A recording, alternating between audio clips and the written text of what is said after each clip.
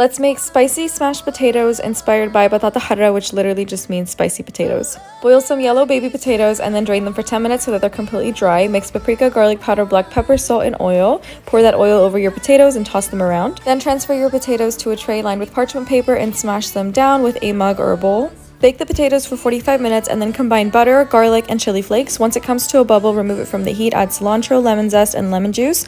Add some olive oil, and then you have your sauce. Brush the potatoes with the spicy cilantro oil and bake for another 10 minutes, and that's it. Enjoy!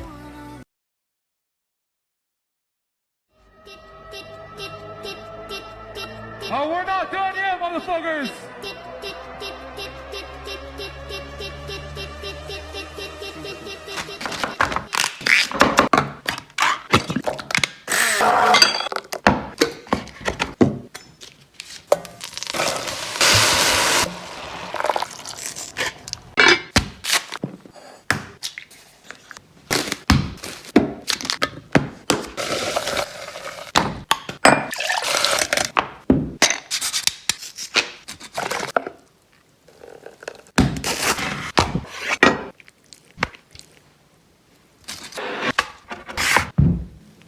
You tagged me on this ramen cheese recipe, so I gotta try. Add in some heavy cream. I use milk to be more healthy.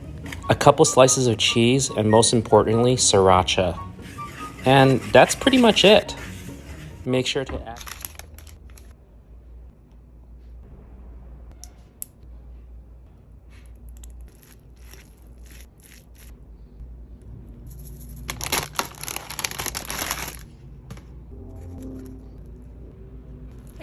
It's a crispy Korean fried chicken that's unlike anything I've ever had before. The chicken is perfectly crunchy on the outside and covered in an amazing spicy sweet sticky sauce. Start by covering 4 cube chicken breasts with a cup of buttermilk and then season with some salt, white pepper, and garlic powder. Give that a stir and then pop it into the fridge to marinate for an hour overnight. Then to your bowl add 1.5 cups of flour plus your baking powder, dried thyme, chili flakes, paprika, salt, and pepper. This is going to be the crispy coating for the outside of our chicken, so add your chicken in there and stir it around. And then fry your chicken in hot oil for a couple minutes on each side till they're nice and golden. I fry the chicken in batches so it cooks evenly and doesn't overcrowd the pan. Finally, for our sauce, we're gonna simmer soy sauce, ginger, garlic, sesame oil, brown sugar, honey, and gochujang, which is this insanely delicious spicy Korean fermented chili paste, and then simmer for 5 minutes and coat the chicken. Then top with a sprinkle of toasted sesames, red pepper. This is la vie en rose. When you kiss me, heaven sighs. And marinate it in yogurt and all your spices for at least an hour. Then we cook it over high heat to get some beautiful browning on it. Cook down your tomato paste to remove some of the acidity, then add tomato sauce, heavy cream, and butter and whisk all together. Add your chicken back in, mix it, taste, and adjust to your liking. Top it off with cilantro. This recipe has taken over the internet, and I feel like people attribute any kind of spicy vodka pasta to Gigi, even though she just made this one. But it's a very good one, so let's do it. Also, when Gigi posted this on her Instagram, she did not add vodka in hers, I think because she was pregnant. I am not pregnant, but I don't drink, so I did not have any vodka on hand. So I followed her Instagram story recipe exactly and did not add vodka. Okay, I'm actually going to be quiet right now so you can hear how good this sounds. That sound is music to my ears. Friends, this pasta is so good, and I now understand the hype, so if you haven't made this pasta... Barbecue. First, you will need 1 cucumber cut into slices and then quarter those slices. Next, you'll need 10 ounces of cherry tomatoes cut in half. You will also need half a cup of sliced pepperoni. While you're preparing these ingredients, you can boil your pasta. You'll need 1 pound, and I recommend using rotini. It really catches all the flavor of the pasta salad. Once your pasta is cooked, I recommend tossing it with a tablespoon of olive oil to prevent sticking and then placing it in the fridge to cool before you mix it with all the other ingredients. Once your pasta has cooled, add it to a large bowl and add the veggies and sliced pepperoni. Also add 1 cup of fresh mozzarella pearls. If you don't have the pearls, you can also just chop up fresh mozzarella. Then add 1 cup of your favorite Italian dressing, 1.5 teaspoons of garlic powder, 1.5 teaspoons of Italian seasoning, and lots of salt and pepper to taste. And that's it, the perfect summer salad. The full recipe is on my blog. I hope you enjoy. Chicken breast thin and put it in pickle juice, and I let it marinate for a couple of hours. Then, after dumping out the pickle juice and rinsing off the chicken, I decided to add the eggs directly to the bag. That way I didn't have to waste another bowl. Then I just bread it normally like a regular cutlet. And here's where it gets cool. I decided to make it 2 ways, traditionally fried and air fried. For the air fryer batch, I added olive oil to the rest of the breadcrumbs. And you want to put enough olive oil to make it into like a wet sand consistency, where it kind of sticks together in your hands like wet sand. That way you don't have to spray your chicken before you put it in the air fryer.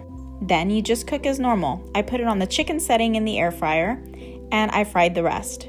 I even had some extra packets of Chick-fil-A sauce. Oh, I wanted dessert. I still have dessert. I have no shame. Cook up new creations to stimulate our palate in a different way. And if you're not following, how are you going to keep up with this delicious food? Drop a follow, stick around, because we're always having fun out here. Just vibe with us. Hey, Anya, what do you think? Bake. Yes, I'm totally down for that. Okay, so what do we do? Okay, so first you're gonna take uncooked pasta noodles, add broth, salt, and a bunch of garlic.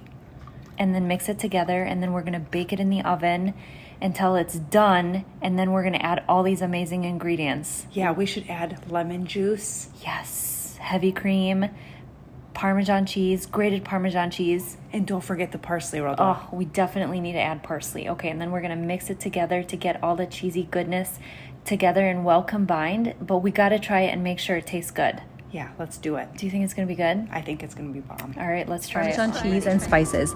Air fry at 400 degrees for 10 minutes, tossing halfway through. I served it with a whipped feta dip made with feta cheese, Greek yogurt, garlic, and olive oil. They're so easy to make. Lasagna noodles in the pot, boil them up like you're making a lasagna, but that's not what we're doing here. We're gonna cut them up, put them back inside, take your protein, I use shrimp. Pull it out the pan, use all the juices, and add your ingredients. I'll put them down below. Mix that sauce in there, put the pasta back inside, and this is how you make that Cajun creamy shrimp lasagna pasta. Butter and 30 minutes. First thing you're going to do is cube your chicken breast and marinate it in yogurt and all your spices for at least an hour. Then we cook it over high heat to get some beautiful browning on it. Cook down your tomato paste to remove some of the acidity, then add tomato sauce, heavy cream, and butter and whisk all together.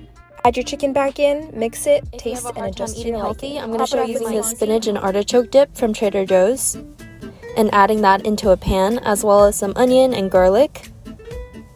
And add in your tomatoes. I'm using canned tomatoes, but you can also use cherry tomatoes, as well as some mushrooms. And season it with some salt and pepper, red chili flakes, and olive oil. Bake this in the oven for 25 to 30 minutes. For the pasta, we're using this Bonza chickpea pasta because it's high in protein. And then season your chicken with garlic salt, black pepper, smoked paprika, cayenne pepper, and basil. Cook in the air fryer for 15 minutes. Then combine the pasta and the sauce. Transfer it into your container. Wow. I love this as a weeknight dinner because it's super easy but packed of flavor and delicious. First, heat some oil, then toss in all of your whole spices. Saute for just about 30 seconds. In goes one finely chopped onion, cook until translucent. Then I've chopped up 3 tomatoes, throw those in with about 2 teaspoons of salt. Cover and let these tomatoes cook down for about 10 minutes or until mushy like this. Now sprinkle in all of your spices and give it a good mix. Mine was a little dry, so I added a half cup of water. You'll just have to see how yours is. Then I'm throwing in about 3 cups of mixed vegetable. I have potato, cauliflower, carrots, and peas. Now 1 1/4 cup of basmati rice. Make sure you wash your rice, guys. 2 1/2 cups of water, but remember we already added half a cup, so I just put 2 cups. Some chopped cilantro, mix, and then we're gonna cover and let this simmer for about 20 minutes or until our rice is completely cooked. And that's it. At the end, I like to garnish with a little cilantro and serve some raita on the side. And that is how you make